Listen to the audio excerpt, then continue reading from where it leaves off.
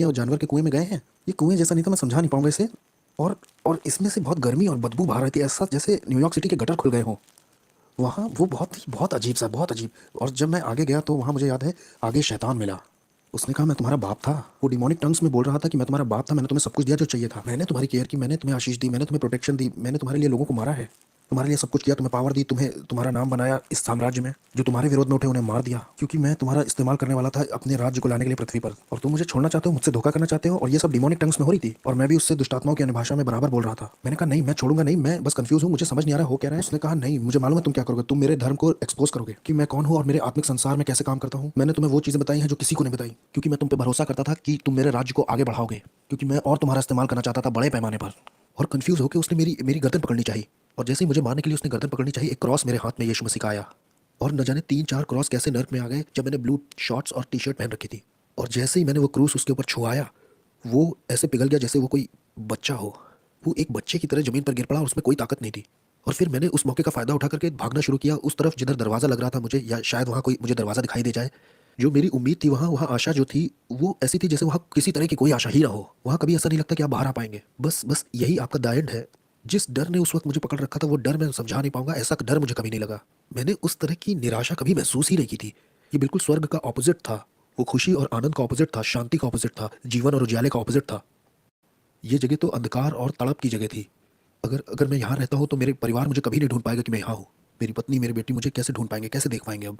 जब मैं उस सुरंग के और गहरे में जा रहा था, ये सोचते हुए कि वहाँ शायद कोई दरवाज़ा हो या किसी तरह की कोई दरार वहाँ हो, वहाँ शैतान फिर से दिखाई दिया और उसने कहा कि मैं तुम्हें मार दूंगा अब। समर्पण के समय में मैंने तुम्हारे शरीर पर कुछ दुष्ट आत्माओं की भाषा में निशान बनवाए थे, जो मेरे कॉन्ट्रैक्ट हैं, इससे मैं तुम्हें मार दूंगा। उसने कहा अरे बेवकूफ़, ये मेरे निशान है, ये इस बात के निशान है कि मैं तुम्हारा मालिक हूँ, मैं तुम्हारा मालिक हूँ, कोई और तुम्हारा मालिक नहीं है, मैं हूँ। या तो तुम मेरे लिए जियोगे या तो मरोगे। और फिर जैसे ही उसने अपने हाथ बढ़ाए मुझे दोबारा पकड़ने के लिए, मैंने तो सोचा मेरी कहानी खत्म। अब वो मुझे दूसरी बार पकड़ने आया है। क्रूस यीशु मसीह का बीच में आ गया नर्क में। कोई प्यार नहीं है क्रूस से बढ़ के, जो मेरे जैसे पापी के लिए आए नर्क में। Don't blame your brain lazy if you're struggling hard with तो लोक में भी बिछाऊं तो उसे पता है। अनुग्रह और सच्चाई नर्क में दिखाई दी। अनुग्रह और सच्चाई को मेरे बारे में पता था। अनुग्रह और सच्चाई की मेरी जिंदगी में एक योजना थी। मेरे गलत, शैतानी, घमंडी और खुदगर्ज और स्वार्थीपन का जब अंत हो गया नर्क में, जब मेरा समय भी पूरा हो गया था, तब यीशु मसीह दिखाई देते हैं मेरे जैसे मिसफिट के लिए और कहते हैं तुम्हारे लिए मेरे पास योजना है, मैं तुमसे प्यार करता हूँ जितना तुम सोच नहीं सकते। वो मुझे नर्क में दिखाई दिए, और जब मैं वापस आया, मेरी आत्मा शरीर में वापस आई, तब मैंने अपने घुटने टेके यीशु मसीह के नाम से। मेरे पास $1,00,000 का सामान था तंत्र मंत्र का, मैंने फेंक दिया, मैंने तंत्र मंत्र सब फेंक दिया। मैंने अंधेरे के साम्राज्य से जुड़ी हर एक चीज़ फेंक दी। हेटी के लोग और क्यूबा के लोग और मियामी, न्यूयॉर्क के लोगों ने सोचा कि इसे मार दे, क्योंकि ये बहुत जानता है, क्योंकि इसे बहुत कुछ पता है, इसलिए इसे मारना चाहिए। हमें इसे मारना ही होगा क्योंकि ये बहुत कुछ जानता है। ये अब हम में से एक नहीं रहा, इससे मारना तो जरूर है। वो आए मुझे मारने के लिए, उन्होंने अपनी तरफ से कोई कसर नहीं छोड़ी। मैं दिन में सोने लगा था, क्योंकि दिन और रात दुष्ट आत्माएं आती थी और मुझे बहुत टॉर्मेंट करती थी, बहुत सताती थी। ये सब 30 दिन तक चलता रहा। 30 दिन तक वो मेरे गले को पकड़ते थे, वो मेरे बिस्तर को मुझे उठा के फेंक देते थे। मैं बिस्तर पर लेटे महसूस करता कोई मेरे बगल में लेटा हुआ है, बर्फ के जैसा कोई ठंडा। और जैसे मैं मुड़ के देखता तो मैंने डेविल को खुद देखा वहाँ लेटे हुए। ये सब चलता रहा 30 दिन तक, एक के बाद एक। मुझे सताया जा रहा था, टॉर्चर किया जा रहा था, पागल करने की कोशिश की जा रही थी, मेरे शरीर से मेरी आत्मा खींचने की कोशिश की जा रही थी।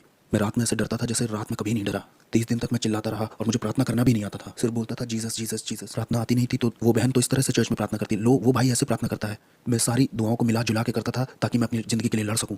और एक दिन ऐसा हुआ कि मैं चर्च में आराधना कर रहा था और मेरे दिमाग में सवाल चल रहे थे कि क्यों तूने मेरे साथ ये सब होने दिया प्रभु।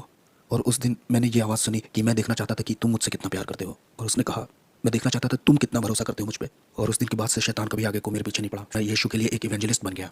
तब से लेकर आज तक 14 साल हो गए हैं प्रभु की सेवा करते करते, और मैं इस चीज़ को किसी भी चीज़ से सौदा नहीं करूंगा। और मुझे पता है हालेलुया नाम की सड़क पर जॉन रिमेरिस का एक बड़ा बंगला है। एक दिन वो कहेगा तेरा स्वागत है विश्वास योग्य दास।